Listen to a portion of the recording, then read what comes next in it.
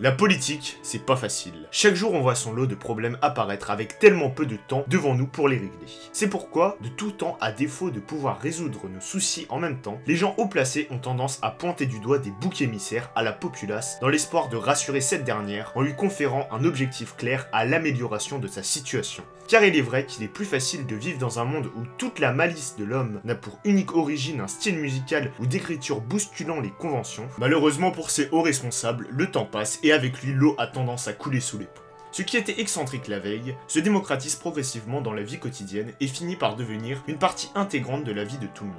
Ce qui oblige de changer régulièrement de souffre-douleur sous peine de passer pour un vieux con réactionnaire. L'un des célèbres exemples étant l'animation japonaise en France. D'abord bien accueillie par le jeune public, puis décriée, voire bannie par les vieux réactionnaires, à cause de leur violence, avant que la France ne devienne le deuxième plus gros importateur de manga dans le monde, une fois le public enfant devenu adulte, entraînant un retournement de veste quasi unanime des médias sur le sujet. De la même manière, la musique ne respectant pas les conventions musicales des chants grégoriens, sont passées de païennes à source de festivité. Le jazz est passé de musique de sauvage à un style incontournable de la musique souvent associé au bobo intello, et le rock est passé de musique maléfique à la convention des trois quarts de la musique contemporaine. Mais pourtant, malgré cette loi immuable dans le temps, il demeure encore à ce jour un média qui, malgré sa longévité, n'a toujours pas été libéré de son rôle de cible à abattre des pseudo-défenseurs de la famille, à savoir les jeux vidéo. Je pense que ce n'est pas la peine de vous faire un récapitulatif direct de ce qui est reproché aux jeux vidéo. Vous devez déjà avoir vu pas mal de trucs à ce sujet dans la mesure où ils étaient déjà mis à mal depuis mon enfance et avant. Quant à la question pourquoi les médias et politiciens continuent-ils de s'en prendre à ce média malgré tout ce temps, pas la peine de vous faire attendre tout un raisonnement de 20 minutes pour apporter une réponse, cela tient en 3 origines. Ce n'est pas ce qu'ils faisaient quand ils étaient jeunes pour passer le temps. Certains sont réellement effrayés par cela à cause de quelques minoritaires exemples de cas négatifs, et de manière générale, de leur point de vue, les jeux vidéo ça sert à rien. Comme je l'ai dit, ce genre de bashing est loin d'être nouveau. C'est juste que de nos jours, avec les nombreux instituts de défense de l'art, quand on est un homme avec de l'influence, on ne peut plus extérioriser aussi facilement sa haine des gens qui ont des activités ne nous rapportant aucun intérêt. Essayez de dire que ce type qui fait de la peinture ne fait que perdre son temps à gribouiller des trucs moches sur du papier alors qu'il pourrait se rendre plus utile.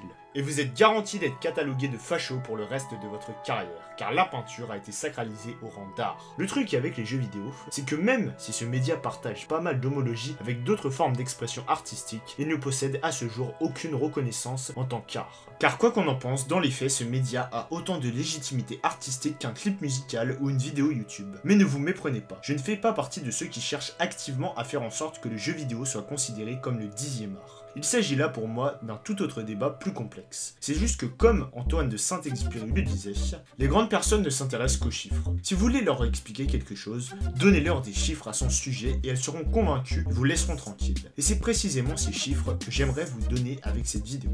Puisque beaucoup ont déjà fait des articles et vidéos relatant de l'acharnement dont est victime le média vidéoludique, j'aimerais essayer de traiter le sujet de manière assez originale en apportant des points pouvant aider à argumenter en quoi les jeux vidéo ne méritent pas d'être traités comme une sous-culture pour les glandeurs et débiles, ou plutôt des pistes de réflexion dans la mesure où aucune vidéo ne sera jamais assez longue pour tout relater à elle seule. À en croire la télévision, le jeu vidéo ne se résume qu'à ces seuls genres de jeux. Call of Duty, FIFA, les simulations du style des Sims, ou les jeux de voiture et les vilains MMORPG, qui rendent accro.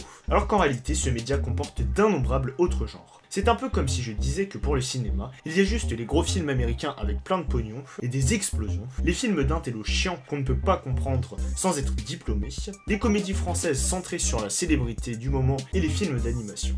On est d'accord, c'est hyper réducteur, voire dédaigneux envers le cinéma. Tiens, le cinéma. En voilà un bon outil de comparaison avec le média vidéoludique. Ils ont leurs propres blockbusters, leurs propres œuvres d'indépendants au fort succès critique. Tous deux ont connu leur genre très spécifique à une époque donnée, mais nous y reviendrons plus tard. Comme je le disais, la culture du jeu vidéo est tellement grande et variée, rien que par ses différents genres. Les RPG, les FPS, les jeux de plateforme, de stratégie, de réflexion, de combat, d'horreur, et les mélanges d'un peu tout ça. Le problème avec ce support, c'est qu'un peu à la manière d'un livre, la plupart demandent beaucoup de temps et d'investissement pour être terminés, faisant qu'il est littéralement impossible de jouer à tout. Certains se contentent d'ailleurs d'un seul genre, voire même d'une seule licence. Il n'y a qu'à voir les fortes communautés autour de certains jeux de stratégie en ligne ou les cas récents des MOBA tels que League of Legends. Mais au final, on ne peut que constater la grande diversité d'expériences qui vous est proposée afin de vous laisser décider de ce qui vous fera plaisir. Et dans tous les cas, il y a une chose qui mérite d'être soulignée, le fait que cette culture peut être une source de réflexion. Vous vous êtes déjà demandé pourquoi un jeu est bon?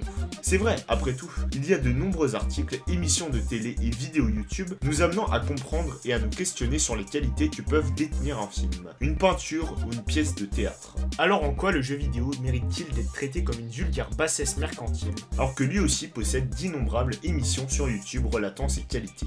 Connaissez-vous le terme game design? Il s'agit d'une notion désignant comment construire les niveaux, l'interface ou les contrôles, pour faire en sorte que le jeu soit intuitif et remplit une fonction donnée concernant l'émotion que l'on veut faire ressentir aux joueurs. Comme je l'ai dit, il y a plein de chaînes YouTube traitant de ce sujet. Je vous invite à chercher des vidéos par vous-même si le sujet vous intéresse. Pour cette vidéo, retenez juste que c'est un sujet très vaste. Trop vaste pour être totalement abordé dans cette vidéo seule. Il y a même des livres et des écoles sur le sujet. Bon, continuons avec un autre sujet illustrant en quoi ce média possède de quoi mériter une légitimité, à savoir son histoire. Comme je l'évoquais, quand on s'y attarde de plus près, le cinéma et le jeu vidéo partagent pas mal de points communs. Parmi ceux-ci, on peut constater que tous deux ont connu des premiers pas laborieux à leur début, en ne partant de rien, tels de simples attractions passives, avant de progressivement évoluer tous deux en même temps que la technologie. Ces derniers temps, quand on parle de nouvelles consoles, on renvoie souvent l'image de jeunes se bousculant en masse devant des magasins, telle une horde caricaturale de bonnes femmes s'entretuant pour avoir la dernière réduction sur le modèle de machine à laver ou le dernier livre de régime minceur. Mais quand on s'attarde sur le passé, on comprend qu'il fut un temps où la nouvelle génération de consoles voulait vraiment dire quelque chose. Regardez l'écart de qualité entre la Mega Drive et la PlayStation, ou plus simplement entre l'Atari 2600 et la NES. Certes, la période de guerre entre Nintendo et Sega avait été le théâtre de campagne publicitaire très outrageuse envers la concurrence, mais force est de constater qu'à l'époque, il y avait de réelles grosses différences, tant dans la ludothèque que les performances techniques, du point de vue du consommateur qui ne pouvait choisir que l'un des deux camps. Et quand on met de côté toutes ces questions de marketing, on se rend bien compte que, comme le dit une métaphore que j'aime bien, le jeu vidéo est l'un des plus grands laboratoires de l'histoire. Chaque époque a vu son genre de jeu phare, tel le cinéma qui s'était une époque centrée sur les westerns ou les péplums. Quand un jeu apportait du renouveau, cela donnait souvent naissance à un nouveau genre qui sera beaucoup plus sollicité par les autres studios qui voudront se prêter à l'expérience de leur manière. Quand Mario 64 et Zelda Ocarina of Time sont sortis, tout le monde est devenu fasciné par les possibilités offertes par la 3D, telle la génération sortant des premières projections de Star Wars. Et tout le monde voulut tenter l'expérience de la 3D, pour le meilleur et pour le pire. Mais même avant cet exemple bien connu, le média a toujours avancé par les découvertes mises en avant par des pionniers prenant des risques. Donkey Kong a réussi à se démarquer de l'infinité de clones surfant sur le succès de Space Invaders, en introduisant le genre de jeu de plateforme. Street Fighter 2 a quasiment créé à lui tout seul le jeu de combat tel qu'on le connaît aujourd'hui. Ou encore nous Français avons donné naissance au genre du survival horror, basé sur la peur, en sortant un jeu ambitieux adapté au style de l'auteur Howard Phillips Lovecraft, avec Alone in the Dark, développé par Infogrames. Et ben comme quoi ils sont capables de faire quelque chose de bien de temps en temps. Bref, prendre du recul sur l'histoire du jeu vidéo permet de nous rendre compte de tous les progrès effectués, et c'est probablement en partie cela qui motive les rétro gamers. Encore une preuve que ce média possède une certaine profondeur motivant la curiosité dans le meilleur des sens. Poursuivons maintenant avec une possibilité créative qui de mon ressenti n'est offerte que par le média vidéoludique. La notion de choix et plus généralement la capacité d'intervenir directement dans l'évolution de l'intrigue. Si à leur début, de par leur limitation technique, les premiers jeux n'offraient qu'une quête linéaire permettant uniquement aux joueurs de mettre à l'épreuve ses capacités, très vite les développeurs ont cherché à étoffer leur scénario et les possibilités à donner aux joueurs. Ils se sont alors rendus compte avec le temps que l'un des plus gros défauts de jeux d'aventure était que le consommateur risquait de se retrouver bloqué comme un idiot s'il n'exécutait pas la suite d'actions prévues par le créateur. Ils se sont alors attelés à offrir la possibilité de choisir dans leur création. Au début, cela pouvait par exemple consister simplement au fait d'offrir plusieurs objectifs en même temps, pour permettre de passer à autre chose en attendant de trouver la solution d'une énigme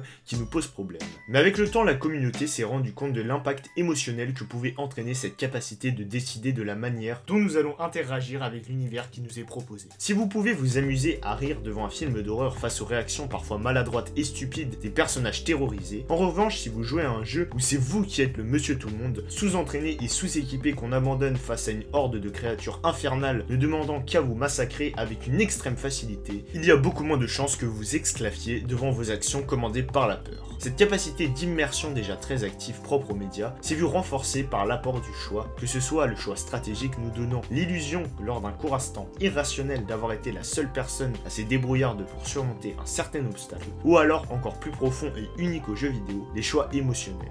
Quel meilleur moyen d'investir le spectateur dans un récit que de le laisser décider de la manière dont il va se poursuivre. Pour moi, le jeu vidéo possède une capacité d'immersion inégalable de ce point de vue. Il n'y a qu'à voir l'effet qu'a le fait de briser le quatrième mur. Quand vous regardez Deadpool qui se moque du spectateur qui doit être en train de se faire engueuler par sa copine choquée par les scènes d'action. Cela vous fera bien marrer si vous faites partie de ceux qui sont allés voir le film le jour de sa sortie prévue pour la Saint-Valentin. Mais si vous êtes tranquille peinard dans votre canapé à regarder le DVD tout seul, vous n'y verrez qu'une suite de textes pour faire drôle. Mais quand un jeu vidéo casse le quatrième mur de manière très compétente, là c'est un tout autre effet. On imagine facilement un jeune enfant jouer à Metal Gear Solid à l'aveugle. Il s'amuse bien avec le jeu, bien qu'il soit constamment mis à l'épreuve par la difficulté du titre. Quand tout à coup arrive un boss charismatique prétendant être le plus grand psychokinésiste du monde. Au début vous pensez uniquement à de la frime, mais soudain la caméra prend un angle bizarre se pointant directement sur vous. Lorsqu'il dit faire une petite démonstration, il annonce qu'il va lire dans votre mémoire, et là, il vous récite une série de jeux auxquels vous avez déjà joué et se met à dire un monologue individualisé.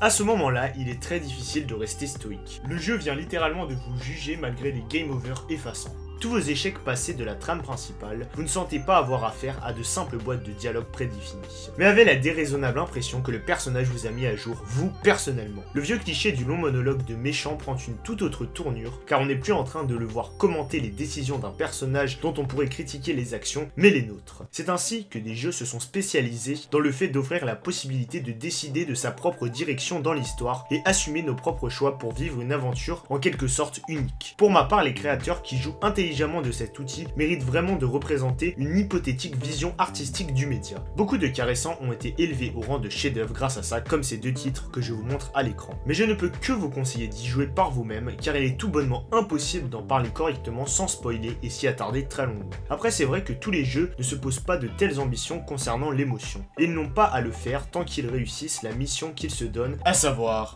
amuser.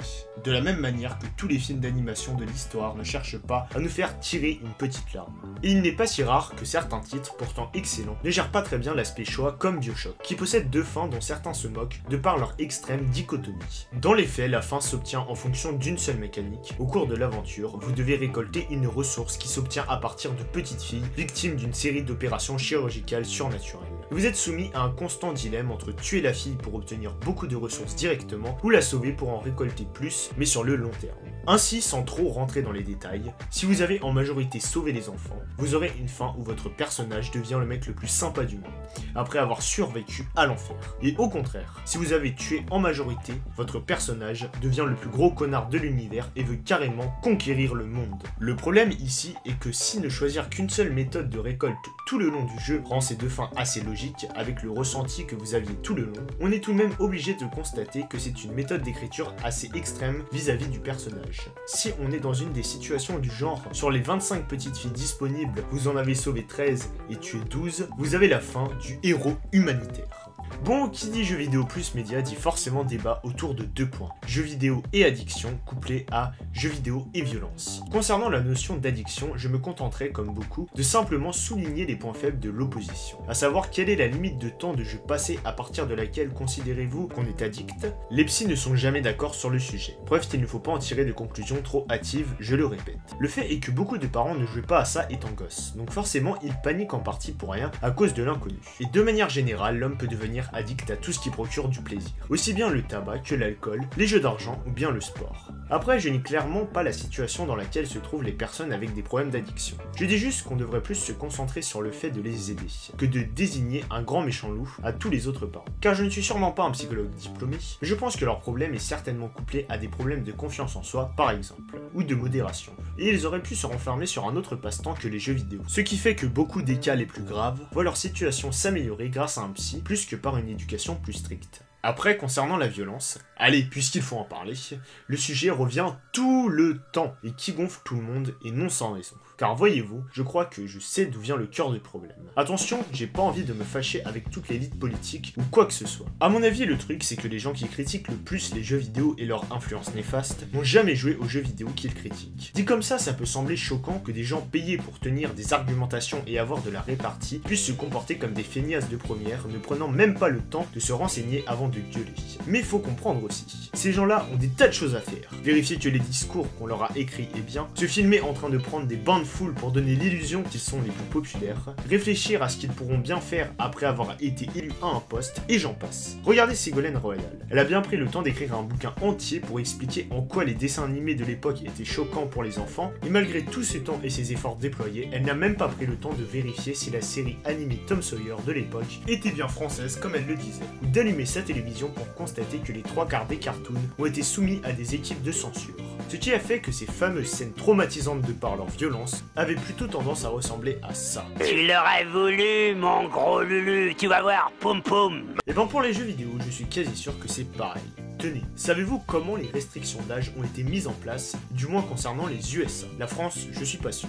Car si vous ne le saviez pas, il fut un temps où le jeu vidéo était majoritairement considéré comme une occupation pour enfants. Les jeux ne possédaient aucune réelle forme sérieuse de délimitation d'âge. Mais suite à la sortie de 2 jeux, les hommes politiques américains ont dû mettre en place une réglementation dans le but d'éviter de choquer le jeune public face à un contenu inadapté. Un peu comme avec notre pays. Ces 2 jeux sont Mortal Kombat et Night Trap. Si pour le premier on comprend aisément que de telles mesures soient mises en place, vous vous demandez probablement quel est donc ce deuxième jeu, ce Night Trap. Vous en avez certainement déjà entendu brièvement parler si vous suivez les vidéos de rétro gaming telles que le JDG ou l'AVGN. Il s'agit d'un jeu assez révolutionnaire pour son temps, car consistant majoritairement en un film interactif tourné avec de vrais acteurs dont le but consiste à contrôler des caméras reliées à des pièges pour protéger un groupe de jeunes adolescents face à des espèces d'hommes cagoulés qui, spoiler, sont en réalité des vampires.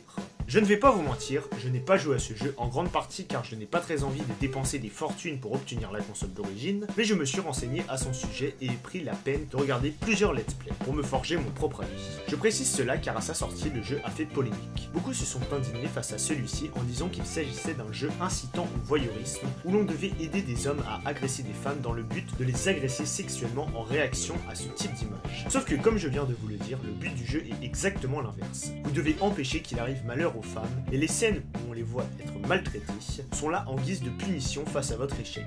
Vous jouez le gentil de l'histoire, et dans les faits, les scènes où vous participez activement à la mort d'un personnage ressemblent plutôt à ça.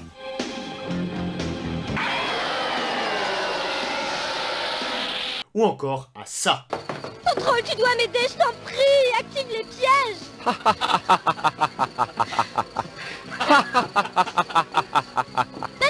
Le mur piégé. Ouais. Et concernant le fameux contenu sexuel, j'ai regardé toutes les cinématiques, et le plus dénudé qu'on a, c'est une robe de nuit. Bref, des gens haut placés ont gueulé et ont organisé de grands débats sur un jeu vidéo auquel on a attribué des contenus polémiques qui n'existent pas. Morale de l'histoire, quand je lis des articles critiquant la violence de certains titres, et que, en lisant certains passages, je me pose la question, ils ont vraiment joué au même jeu que moi ou quoi? Je me réponds intérieurement que non, ils n'ont même pas pris la peine d'essayer d'y jouer. Mais d'un autre côté, il faut se dire que ce genre de débats se sont améliorés avec le temps. Il fut un temps, de ce que j'ai pu voir, où des gens gueulaient sur la totalité du média vidéoludique, comme si ce n'était qu'une ode à l'abrutissement et la mort. Mais avec le temps, ce genre de personnes se sont calmées, et maintenant, il semblerait qu'ils aient enfin compris que tous les jeux ne sont pas comme ça. Et ils commencent maintenant à faire une sorte de hiérarchisation entre les titres. Ça semble indiquer une sorte d'amélioration, ça peut nous donner espoir sur l'avenir. Mais bon, si vous êtes de ceux qui prennent du plaisir avec ce genre de titre qu'ils classent comme mauvais, ça avance pas plus. Dans ce cas, je vous conseille d'expliquer ceci à ceux susceptibles de vous casser les couilles. Comme je l'ai dit, le jeu vidéo ressemble un peu à l'industrie du cinéma. On a nous aussi nos blockbusters bruyants et nos propres autres styles plus calmes et posés. Et de la même manière qu'au cinéma, les trucs créés uniquement pour faire le max de morts, sans violence et destruction sans profondeur, ça nous gonfle aussi. Comme vous le savez, il y a aussi des critiques de jeux vidéo. Et ça fonctionne de la même manière qu'au cinéma. Quand une œuvre est jugée trop violente, sans rien apporter de divertissant, il y a de grandes chances que ça se fasse descendre par la critique. Faut arrêter de croire que ce n'est qu'une sous-culture de fans de scénarios stupides, femmes fatales, grosses explosions et monstres moches. C'est de ce préjugé que naissent des adaptations cinématographiques que en particulier les fans de jeux détestent. Quand vous êtes devant un jeu violent, polémique ou tout ce que vous voulez, posez-vous 5 minutes et demandez-vous quel est le message ou l'intention que les auteurs veulent faire passer. Et si la seule réponse qui vous vient en tête, c'est choquer pour choquer, ou juste emmerder le monde tel des ados qui aiment que les trucs gore, c'est qu'il y a de grandes chances que le jeu auquel vous jouez est une merde, qui ne mérite même pas d'avoir de l'attention. Prenons justement le cas de Mortal Kombat. Quelle est l'intention des créateurs? Réponse, faire rire. L'univers entier du jeu est une blague rien qu'à son casting. On a un Terminator, un stéréotype de soldat américain, une caricature de Jean-Claude Van Damme, et même un dieu de la mythologie japonaise. Et en ce qui concerne la violence du titre, on est plus proche de la scène du Chevalier Noir de Monté Python que d'un film d'horreur. Elle sert avant tout de ressort comique, offrant des attaques volontairement exagérées dans le but de nous amuser. Après, évidemment qu'il faut pas laisser les gosses voir ça. Je sais ce que je dis, quand j'étais plus jeune, j'étais traumatisé par cette connerie. Autre exemple, le jeu Manhunt. Au vu de l'image du jeu, vous pouvez peut-être penser qu'il s'agit d'une œuvre visant juste à choquer et inciter au meurtre. Mais moi j'y vois personnellement une forme de dénonciation de la télé-réalité et de la violence en général. Car quand on s'intéresse 5 minutes à l'histoire, on découvre que cela parle d'un tueur en série condamné à mort qui est lâché dans des endroits où pour survivre, il doit obéir à des ordres donnés par un metteur en scène lui ordonnant de tuer d'autres criminels dans la même situation que lui. Un peu comme une sorte de Truman Show qui aurait mal tourné. Ici, la violence est utilisée dans le but de dégoûter et inciter la peur, car le joueur, aussi bien pris par le scénario que le level design, est esclave du metteur en scène, et ne peut interagir que par le fait de semer la mort des manières les plus choquantes possibles, pouvant ainsi amener le joueur à réagir de diverses manières, suivant s'il décide de prendre au sérieux ou non ce qu'il fait. Même une œuvre à l'apparence juste là pour faire le buzz comme Postal 2 est dans un sens plus maligne qu'elle n'en a l'air. Vu que la blague la plus drôle du jeu est qu'on peut le terminer sans tuer la moindre personne, amenant ainsi le joueur à ne se poser aucune contrainte morale dans ses actions lors d'une partie, utilisant ainsi la violence comme défouloir qui ne fait en réalité de mal à personne. Et enfin, histoire de mettre terme à toute cette partie, faisons les choses comme il faut en enfonçant une dernière porte ouverte de l'opposition. Qui n'a jamais entendu au moins une fois dans sa vie un reportage parlant de je ne sais quel ado qui, après avoir tué toute sa famille ou des camarades de classe, se serait avéré être quelqu'un passant des journées entières à jouer à des jeux d'une violence inimaginable, à tuer des centaines de personnes, amenant tous les détectives en herbe du comité de parents d'élèves à la déduction extrêmement travaillée que ce sont les jeux vidéo qui l'ont amené à de tels actes. Il faudrait donc les interdire. Face à de tels cas, par pitié, n'ayez pas le réflexe de leur répondre un truc du genre « Mais moi j'ai joué à ces jeux, et pourtant je ne suis pas un psychopathe ». Votre unique exemple ne les intéresse pas, et en plus, il n'est pas impossible qu'ils ne soient pas convaincus de votre réelle santé mentale, vu certains cas. Le mieux est de leur exposer des faits, à savoir l'homme est et a toujours été violent. Regardez les données statistiques sur la violence. En proportion, il n'y a pas eu d'augmentation significative. Le jeu vidéo n'est qu'une activité populaire de notre époque, et il est évident qu'une personne qui cherchait déjà activement la violence se tourne vers des choses au contenu violent. À la différence de gens lambda qui, eux, n'y jouent qu'en guise de passe-temps innocent. La violence, c'est un peu comme le porno. Une personne déterminée finira toujours par y avoir accès. Si ce ne sont pas les jeux vidéo, ce sera Internet. Si on coupe Internet, ce sera la télévision. Si on interdit la télévision, ce sera grâce aux magazines. Et si on brûle toute la presse, ils iront aux maisons closes. Vous pouvez peut-être me trouver misanthrope dans mes propos fatalistes sur la question. Mais dites-moi qu'est-ce qui est le plus dégradant pour l'humanité entre se fier à des faits et des données observées pour en déduire une humanité belliciste par nature, ou partir du principe que les gens sont tous des gros cons hyper influençables qui se contentent de reproduire en vrai tout ce qu'ils voient, venant de la part de soi-disant défenseurs de l'humanité autoproclamés. Laissez-moi vous dire que ce genre de déclaration me donne envie de me facepalmer plus qu'autre chose. Passons maintenant à un autre point. Dans les faits, ce qui perturbe les plus activement déterminés à clasher nos médias vidéoludiques, c'est que tout le temps que vous prenez à vous amuser sur votre jeu, c'est du temps en moins que vous pourriez passer à soutenir le meeting politique du parti que toute votre famille soutient depuis le temps de votre grand-papy. Vous engager à vous former dans des boulots que personne n'a envie de faire. Réfléchir à vous engager au service de votre beau pays qu'est la France. Ou tout simplement regarder les émissions de télévision mises en place par de braves gens qui ne doivent leur succès qu'à leur labeur et qui méritent d'être entretenus, soutenus. Car oui, ce qui motive le plus les personnalités de la télé à mettre à mal le média vidéoludique est la même qui les pousse à dire du mal de YouTube. Ils ont peur de ce nouveau média qui leur bouffe des parts de marché et auxquels ils n'appartiennent pas. De même que les hommes politiques voient pas forcément en quoi ce média peut les aider à faire gagner du pognon pour avoir des électeurs. Et ce sera le dernier point de discussion sur le sujet que je présenterai. Le jeu vidéo peut créer des emplois et peut rapporter du pognon. Avez-vous déjà pris la peine de lire le générique de fin d'un jeu récemment? La réponse est certainement non. C'est comme le générique de fin de film, il y a des dizaines et des centaines de noms. À l'exception de certains indépendants, on est bien loin du temps où 2 personnes pouvaient développer un jeu à elles seules, ou alors le temps où les gens mettaient des faux noms dans un générique. Quand bien même on associe généralement un grand nom à la création d'un jeu tel qu'avec un réalisateur, en réalité cela demande beaucoup de temps et d'efforts. ainsi que des qualifications particulières, ce qui crée des emplois dans la formation, mais aussi dans tout plein d'autres domaines.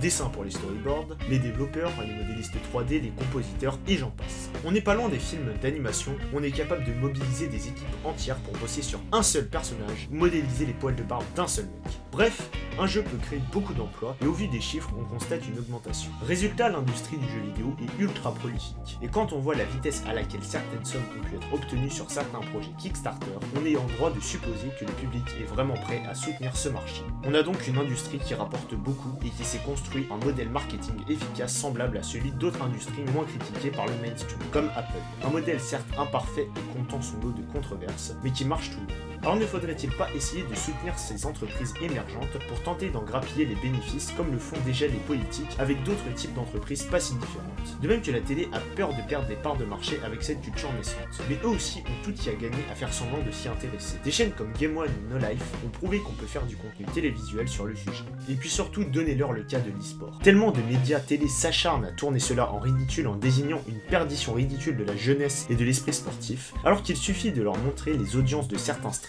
de compétition internationale pour leur faire comprendre qu'ils sont en train de passer à côté d'une mine d'or. L'e-sport de certains jeux comme Street Fighter ou League of Legends possède tout pour faire tabac comme un vrai sport. Des équipes soudées que les gens aiment soutenir, des confrontations pleines de rebondissements, des commentateurs professionnels et surtout un putain de public. Ces compétitions ont même un avantage unique. Pas besoin d'arbitre et donc moins de polémiques autour de la triche. Et certains jeux ont des interfaces et règles faciles à comprendre pour ne pas décourager le spectateur qui pourra rapidement voir qui est en train de gagner. Mais toujours avec des actions de pros qui maintiennent l'utilité du rôle de commentateur et d'éventuelles émissions spécialisées qui pourront aider le public à comprendre. Le jour où une des chaînes télé prendra le risque de miser sur des diffusions de matchs haut placés avec des dispositifs adaptés, ils auront à mon avis de grandes chances de faire de très bonnes audiences car elles vont motiver les gens à faire comme lors des grandes compétitions de sport qui sont beaucoup regardées en général. Et je peux vous garantir que les chaînes en question arrêteront de s'en prendre aussi aveuglement aux jeux vidéo. Et c'est donc sur cela que je vais conclure mon argumentaire. Ainsi, pour résumer, nous pouvons relever que la plupart des points a priori négatifs envers les jeux vidéo sont le résultat d'une certaine incompréhension, mêlée parfois à une certaine mauvaise foi, engendrant une forme de peur et de mépris. La méthode la plus constructive pour répondre à cela semble alors de montrer à ces personnes ce que ce média a à offrir, tout en leur exposant qu'il connaît une certaine hiérarchisation au sein de sa propre communauté, en partant du principe que votre opposant ne soit pas trop fermé d'esprit, comme on a déjà pu le voir. Mais quoi qu'il en soit, voici comme d'habitude un petit tableau récapitulatif retraçant les points principaux abordés. Avant de finir cette vidéo, je tiens à préciser que ce sujet a été choisi par un abonné, que je remercie d'ailleurs. Donc si vous aussi vous avez des idées, n'hésitez pas à me les proposer dans les commentaires.